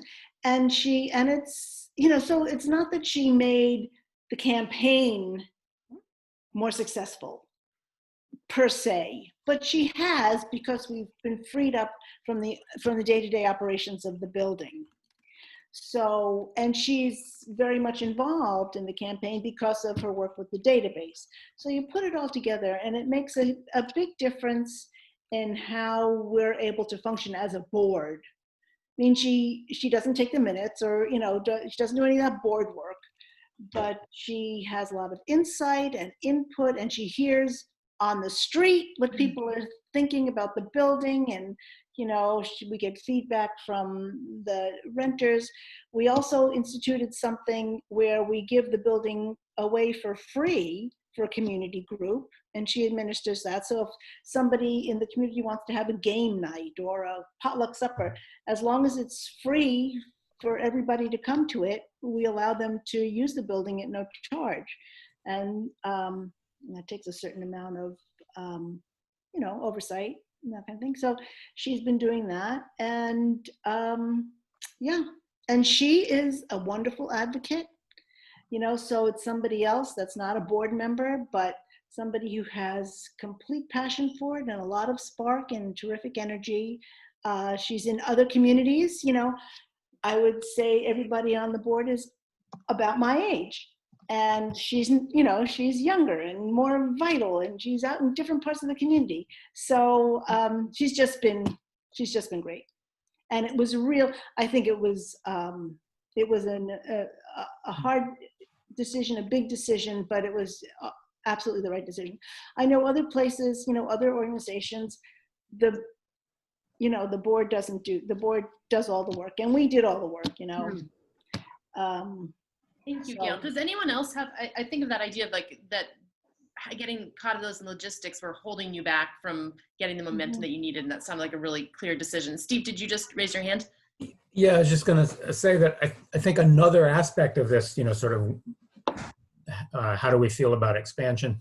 And I don't know if it may be especially true as sort of an individual, you know, with a vision, you know, but there's both a desire to share it, you know, and please, I want help with this, but there's a reluctance to release control. And I think that might be true even, you know, with the community group. It's like, well, the 10 of us on the board are doing fine. We don't really, you know, yes, we want the whole community to be involved, but we really don't want to relinquish control. You know, they won't do it right or whatever. So it's useful, I think, to notice those conflicting feelings that we Yeah, have. that's why founder syndrome is a thing. Yes, exactly. Of course, you know, right. But I'm guessing it's there, you know, even in public groups. Oh, you know, 100%, yeah. Gary, I feel like you alluded to your project kind of having stalled and then regained momentum at some point. Was there something that you can pinpoint was the piece that helped you regain that momentum after a quiet period? And let me know if I'm not categorizing that correctly, but that's fine. I mean, really COVID has kind of been the thing that has stalled the Southern Vermont Economy Project. Oh, sorry. Yeah, I'm sorry. I said Gary for the fellows. Oh, sorry. I thought you said Sarah. I was like, huh, did I say that? Okay. You're like, did I say that out loud? So SVEPs, SVEP does not feel stalled at all. There's a lot. I was just talking to Mary Helen. She was like, oh yeah, I was on this SVEP webinar last week. It's helpful. She was on this one a little earlier today. And here we are right now today. Yeah. So certainly there's a few years, and I think it had to do with two things. I was not working on the project during the stalled years, but what I think happened was more contamination. So there was some assessment, and there was a $250,000 direct EPA grant that was secured. But then it turned out that the cleanup was like $1 million, not $250,000. And the other piece was part of the commitment from funders came because of an end user interested in the property, and the end user piece ended up falling through and going elsewhere, and there was some falling outs involved as well as falling throughs, and so I think that both of those things. But I wasn't involved and can't speak to the details really. I can speak to in terms of failed projects. I think there's two aspects of this project that are failed so far. One of them is in the finances. So it's a volunteer board, and there's no revenue stream for the organization. So other than grants that can only be spent on specific things, So when there's uneligible expenses, for instance, there was a lot of liability during the past couple of years because of the building coming down. So all of the board members, of course, wanted directors and officers liability insurance, which is not eligible under any grants. And so they all agreed to kick in a couple $100 and asked me to get competitive bids and find the most. Other piece, every year we get tax water, and we get invoiced by the town for the property. When I say we, so that's BFADC, not my town hat, and then go to the Board of Civil Authority for abatements. And because I'm a town employee, I can't, it's against, let's see, not conflict of interest, but the other one, it's against the ethics for me to take action against the town, which like abatement is kind of against the town. So, so anyways, there's some things with the money that we don't have figured out that is problematic. And the other failure goes to that same thing. So with volunteer organizations, community development, fundraising, like that fundraising piece we heard about earlier with Broadbrook, that's just incredible. Over $1 million of fundraising is huge, and that's a lot of grassroots legwork. And so my board, it's a volunteer board in Bellows Falls Area Development Corporation. They're all economic development people, not community development people. So two aspects. One, no other financing. The other one, so this comes under stewardship. It's succeeding as an economic development project to date, still needs the end user piece to come to fruition, which is a whole another ball of wax. But and Jen and Sarah are familiar with this. They helped me with some ideas, pointed me to some great consultants, Rebecca Stone's group and her partner I spent some time with. Really awesome ideas for capitalizing on the community's interest in, so even though we're tearing down a building and their interest is in their history with it, capitalizing on that history with some great community development projects. And there were awesome ideas and really tearing through them, but the capacity, so everyone in the organization is economic development, is not really anyone interested in carrying those through. I mean, I am, but then my time. So the failed pieces, we have a downtown organization, all community development merchants. We have a chamber, and I think being able to work with those other organizations better is a failing, a place that I missed the boat on, that maybe could have helped spread things out and carried some of those community development pieces further to make them work. Because I think that's we just had a community visit with VCRD too, and one of the things that came out was, all of the organizations we have that have different roles, different boats, and ways that we could get some synergies and help each other is where we're missing the boat, and we still have to make that piece work, which we haven't yet, but we're just starting our after community visit task forces and work. So we'll see how the next 2 years go with those pieces. Can I ask one more leading question that's totally different-ish, but it relates to something Sue asked, which is, I think I'm sorry if you put words in your mouth, Sue, but something along the lines of like, we're getting better at planning, but we got to think about what are the ways that we can look ahead further or differently. And that reminds me of the Winston Prouty work that you did, Maggie, which I think one of the miracles of it was you got a big, diverse group of people to explore various scenarios, which is like a real time saver, because a lot of times you're like, oh, we'll try this, and then, oh my gosh, and then you try that, because that's really how part-time volunteer and small projects tend to proceed. So I don't know if you can speak to that. And also, I'm sorry we lost Gretchen because I should have asked for that. Also, Meg, you can probably speak to it. Gary, you are learning to speak to it. Anyone you can speak to, like, how do you shorthand and explore various things to try to shorten that timeline? And I mean, I think Chloe felt the pressure of this financial pressure. They have healthy organizational reserves, but the writing was on the wall that it wasn't sustainable to be losing that amount of money each year, year after year. And I remember I went out to breakfast with her and she was telling me, well, so-and-so said I should explore current use, but then someone else said that it wouldn't work. And it was like this long game of telephone. Yes, yes.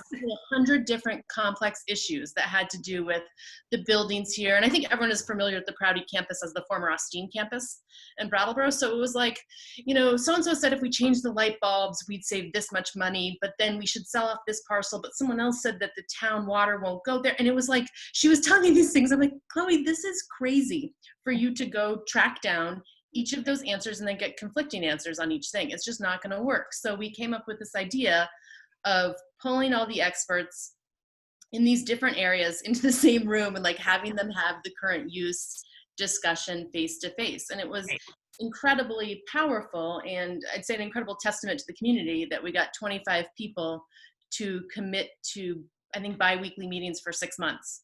And these were people with incredible knowledge and expertise in a hugely diverse kind of knowledge-based area. It did help. We offered stipends, which were small, but I do think gave a level of accountability that they knew, and they had to look me or Chloe in the face when they got a check at the end, that they had showed up to the meetings and done what they said they were going to do. And it doesn't take a lot of money to give that level of accountability. So they were not technically volunteering, although the amount of money made it that it was essentially volunteering, it did help with that accountability. So I'd never tried that model before of, they weren't consultants, they weren't staff, they weren't board members, they weren't just community volunteers. But it did help that we weren't asking them to be on a board. There was a timeline and it was 6 months. And I promise you will be done by Christmas. I think it was, like August to Christmas, and then you come back once in the new year and that's it. And so I felt like that model really worked. And I think part of why it worked is this community, that there were people willing to give their time in that way and to problem solve and to really kind of carry the spirit for this organization, even if they weren't directly involved. So I don't know. Having that external facilitation. I mean, that was, and Gary, you mentioned working with the Stone folks, that outside, that person from away, even if you're not really from away, Oh, it helps to be the I can just go in and repeat whatever an executive director has been saying, but if I say it just because I'm not from inside the organization, people hear it much differently. So that's always a funny one. Steve, I don't want to put you on the spot too much about this, but I'm just curious about what was the conversation leading up to, your retirement, sort of your organizational growth and change this year? And was it just a natural progression, or was it an exploration of various scenarios? Or I think, well, for the first few years, I was just, I was part of the founding board, but I did most of the kinds of tasks that you would think of an executive director doing. And at some point I realized I was volunteering more time than I wanted to volunteer, and getting a title and getting paid would be helpful. So I started getting paid at the beginning of 2019 for 20 hours a week as an executive director. And for probably most of 2019, I was still working 30 to 40 hours a week, but I was at least getting paid something.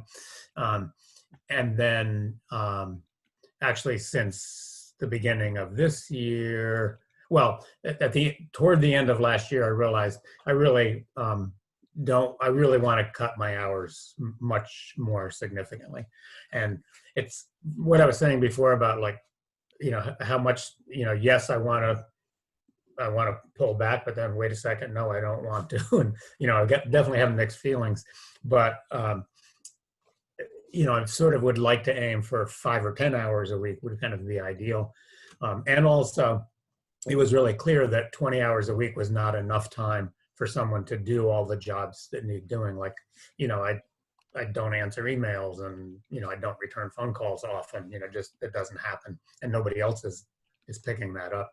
So basically I asked the board to, listen, I really want to pull back, let's think about replacing me in a way that allows me to still be involved, but at a much reduced time commitment. And so we actually, I'm very excited. We have an executive director starting in less than 2 weeks from now.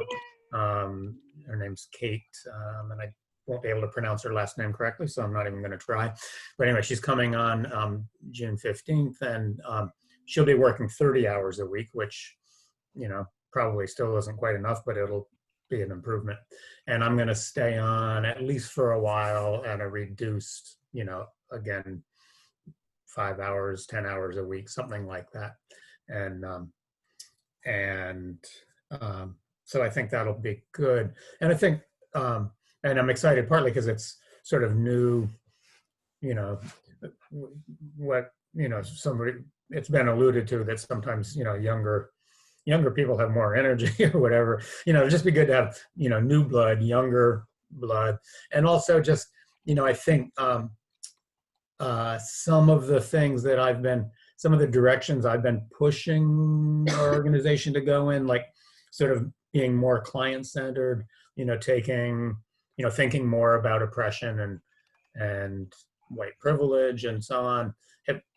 I think there's a way it's like, oh, well, this maybe isn't a fair way to say it, but there's maybe some tendency for, well, like, that's just Steve. He's been saying that for a while. We don't really have to, it's like, yes, we believe in all of that, but we're not really moving fast. And I think the new person coming in is in a better position to push, to kind of change course where it needs changing, kind of thing. And that, so that'll all be good for the organization. And I'm glad to have more time for other stuff. And so that's how that's all going on. I have just a question. If you want to show of hands, who is actively still having to fundraise specifically for their kind of, we'll call it project, and Stephen, your thing, we can call it startup or whatever. Right. Everyone's an active fundraising. And then who is also having to fundraise for operations on some level, in addition to a capital, okay. So I'm curious, in this recently changed or currently changed world in COVID, is anyone having enough, results around fundraising to share how much you feel like COVID is changing, what you've been, your fundraising plans, and how many of you are finding new opportunities from new funding that might be really, released regarding COVID, you've been able to pivot it for your project, and how many people are finding that funding feels like it's getting tighter and tighter. Does anyone have any recent funding lessons learned? Gail. Well, I can't answer your question exactly, but I will say that I attended a Zoomy kind of seminar thing about fundraising, navigating, the current climate, and the message was keep going. The message was donors want to give, and if they still believe in you, they will still give to you. And everybody, I think, was tippy-toeing around the whole idea of the June appeal and what to do, and should we bother people now, and everybody's fraught. And the message was just do it. Just keep going and just do it. Now, Broadbrook Community Center has not done that yet, but we are having a meeting about that pretty soon, and we'll figure out how we want to do it, because everybody knows there are costs associated to an appeal.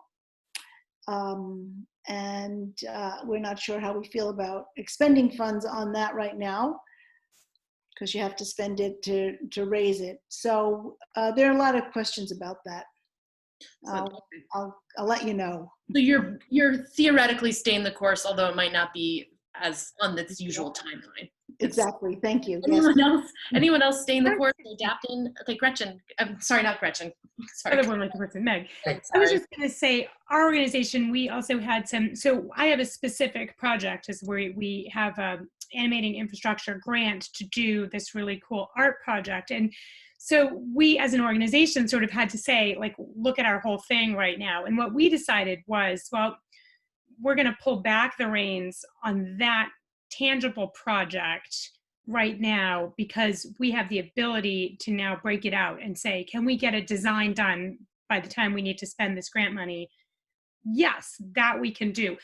Do we feel confident that we can raise the funds to buy the metal, to pay the artist to fabricate and install this thing before November? Maybe not. So we actually decided to slow our project down and break it into chunks to say, not only are we only going to go so far this year, fortunately, that's all as far as we need to go, and we have funding to get to this point, and then we're going to break down the next phase into smaller chunks as well, so that it doesn't feel like, oh my God, we have to ask for so much money. But as an organization, we normally do an appeal at the end of the year, and we're experimenting with doing smaller, lighter fundraising.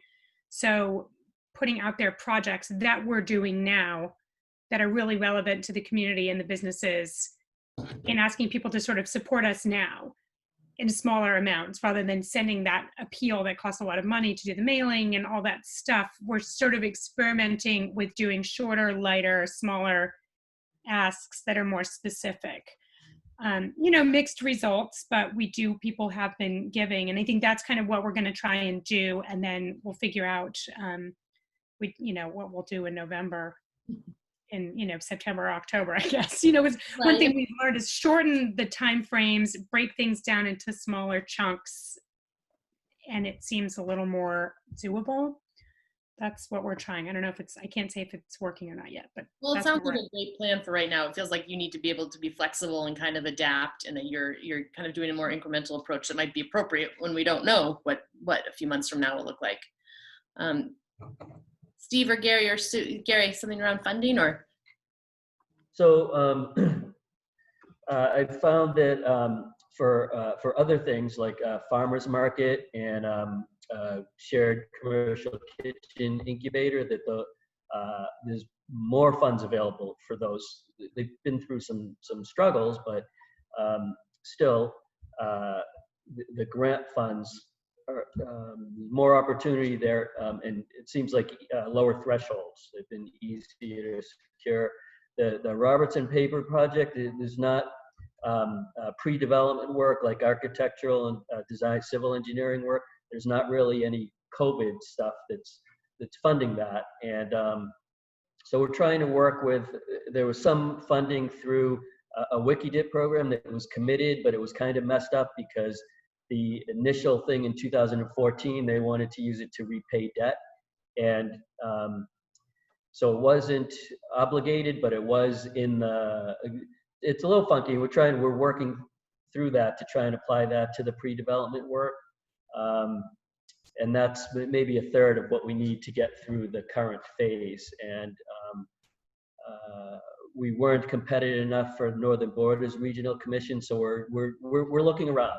We're doing what we can to get that piece to move through the next phase.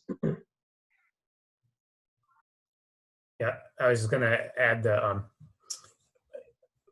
think there's been a real gradual transition over the years anyway, that where most of our funding has been individual donations. I mean, we've gotten some companies that have donated larger amounts and so on, but it's pretty much, I think we're 90% or more of just individual donations. And that's all traditionally just been people sending in checks kind of thing, or some kind of fundraiser event where people will throw money in the kitty, in the basket. But we've more and more been moving toward encouraging online fundraising, online donations. And with COVID-19, we put that word out that, thank you for your support in the past, but, please go online and donate. That'll be the most useful way to do it now. And part of the advantage of that is that kind of goes along with an encouragement to sign up people to commit to being regular donors. I mean, even if it's $5 a month or whatever. And that has just totally increased the number of, lately especially, that we've gotten lots more people that are, just automatically donate without them having to think about it each month. It comes out of their credit card or checking account or whatever. So that's been really good. And I sort of feel like donations have not decreased because of the of the pandemic. So. Sue, where are you in funding right now? I can't. Well, we normally do event funding throughout the year, right? Pretty much, but we've postponed everything until August, September, and we'll pick it up from there. But we're also going to be doing a mailing. Good. And contact information. We usually do that about once a year. Normally we do it in the spring, but it just didn't seem like an appropriate time. So we're opting for late summer.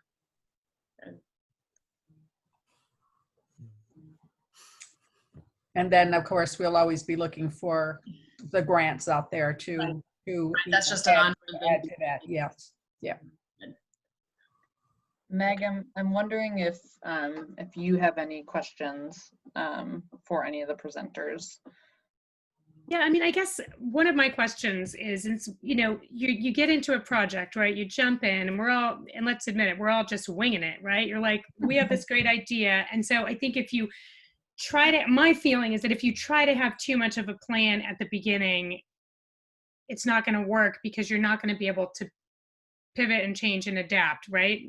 When things don't go the way that you planned. But, you know, sometimes my hard thing is what happens when you get into the middle of it and something you really get thrown like that monkey wrench where you're like, now what do we do? You know, we've had a couple of these in the last project that I'm doing. And I think, you know, you stay positive, you keep going, you regroup, you figure out a new way, sell that to your team, you know, and keep going. But I think that's my question is like, what do you do? And what is that monkey wrench? And how do you kind of work through that stuck point where that thing is like suddenly, whoops, there is lots of contamination, or, oh gosh, it's going to cost a few $100,000 more than we thought. How do you say, how do we keep going and not say, all right, let's just scrap it? We can, you know, how do you keep going, I guess? Is it just the attitude? Is it just soldiering on? Is it just one foot in front of another? Have you had to make big pivots? That's, you know, the big question, but that's, there's always always those points in every single project where you're like, this is not going the way I expected. Now what do we do? You know? Well, one of the question, or no, I was going to respond to that because one of the things that we have done for Reedsboro Hometown is we have a donor who gives us stock every year, and we just let that stock ride, and that's sort of like our emergency funding. And a few times we've had to rely on that to do the matching with the grants. So, but yeah, you get caught short. You really have to go back and regroup and reset some priorities. It's about all you can do. Thank you. Gail, do you have some words of wisdom for the wrench in the plans, getting stuck? I can just tell you about our experience. Our wrenches have been time because things are taking much more time than we thought. Getting the final cost estimates took an enormous amount of time. And so when we were going along on this nice path thinking we knew what our goal was, and all of a sudden the goal was much more, that was, you know, time to pause. And also with all the Act 250 regulations and the time consuming aspects of Act 250, those things. So what we've done is just go back to our experts and talk to them and say, how can we navigate this? What are some of the better ideas you have? You know, everybody talks about value engineering. We have value engineered time and time again. And just because they did it once doesn't mean that they're done. You have to go back to them and say, this still doesn't work. This still doesn't work. So let's see what we can do to make it work.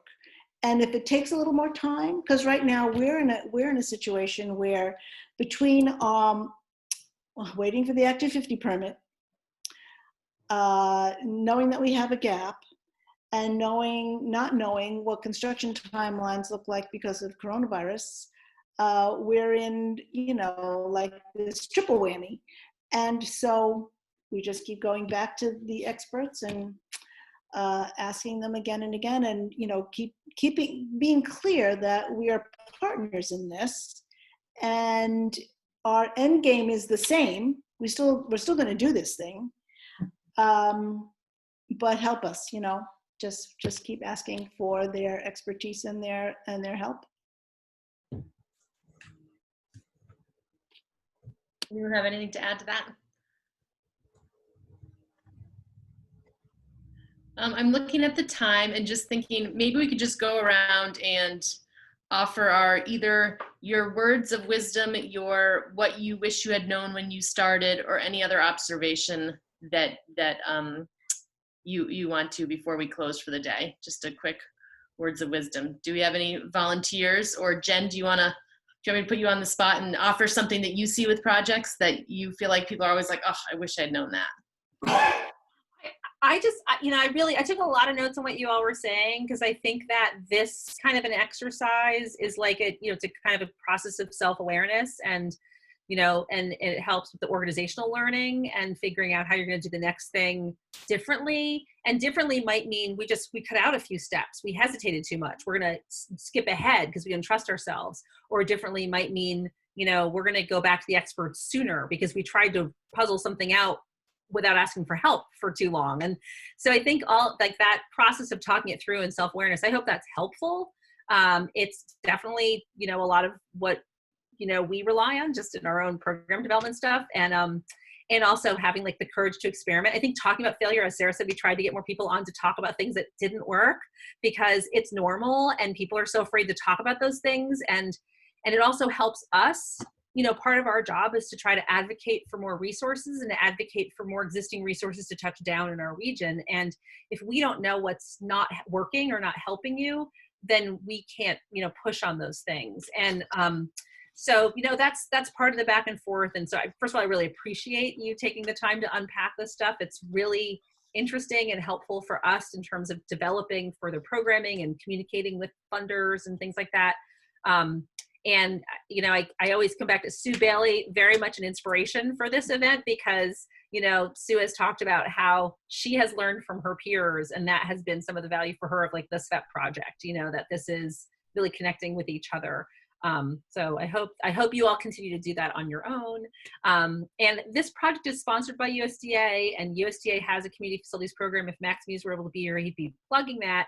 But I also recognize that it doesn't perfectly meet the needs of your projects. And, and so that's a thing we're always looking at and wondering about. And, so I realize that not everybody wants to borrow to do their projects. And that's totally fine. But it's, I want to keep putting it out there as there are some, especially in Vermont, there's some real biases around borrowing and debt. And in fact, sometimes the best way to speed a timeline is to look at some of those lending tools where you have, a 3% thing for umpteen years, some of which may be forgiven. And it might be, that you're avoiding the tool that is, right there because of a very strong feeling about debt, which, I get. And it's harder to raise money to pay off debt than it is to do new things. So that's a true thing. But that was my plug for, the USDA program as it is. So. Thank you, Jen. Anyone else have a word of wisdom that they want to share? Wish they had known? Well, if it's okay, I'd like to go back to what Rick wrote because he, had given so much thought to these things. And I'm afraid that during the presentation, I just went off on spouting off on my own head. So I'd like to give Rick a few minutes because these are some good things. He said, for a community project, be able to show a high level of community support in order to obtain public and private grant funding. For a large capital campaign, hire someone to do a feasibility study to find out whether the community has the necessary capacity. Try to have a cross-section of talents on your board. You need people who are not afraid to ask for money, people who can communicate the project, people with project management experience if possible. Hire the very best people you can afford. Don't feel you have to get everything done in a year or two. Important projects take a long time and will cost more than you think.